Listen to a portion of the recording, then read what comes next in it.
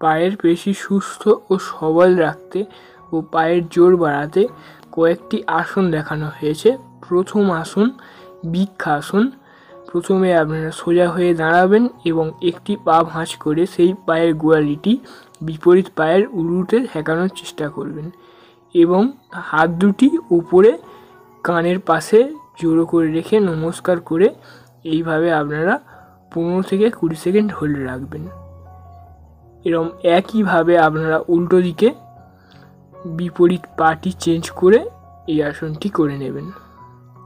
তারপরের আসন তাড়াসন। পা দুটি জোড়ো রাখবেন এবং হাত দুটি লক করে বডি টান রেখে ওপরের দিকে টোয়ের উপরে সোজা হয়ে দাঁড়ানোর চেষ্টা করবেন। এইভাবে আপনারা 10 থেকে 15 সেকেন্ড হোল্ড রাখার চেষ্টা করবেন। এই এক্সারসাইজটি করার পরের এক্সারসাইজ তুলা দণ্ডাসন।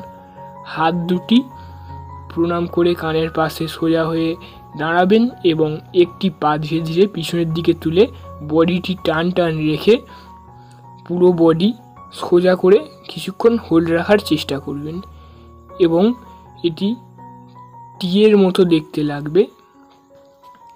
এইভাবে আপনারা 10 থেকে 15 সেকেন্ড হোল্ড রাখার চেষ্টা করবেন। ধীরে ধীরে টাইম আপ করবেন। প্রথম অল্প ধরে রাখার চেষ্টা করবেন এবং একইভাবে আপনারা বিপরীত দিকেও পা চেঞ্জ করে নেবেন। তারপরের আসন উৎকট আসন। প্রথমে আপনারা এক পায়ের গ্যাপ নিয়ে দাঁড়াবেন এবং হাত দুটি সামনে রেখে বা কানের পাশে রেখে সোজা হয়ে বসার চেষ্টা করবেন। হাঁটু ভাঁজ করে অর্ধেকটা বসে এবং হাত দুটি সামনে রেখে হোল্ড করে রাখার চেষ্টা করবেন।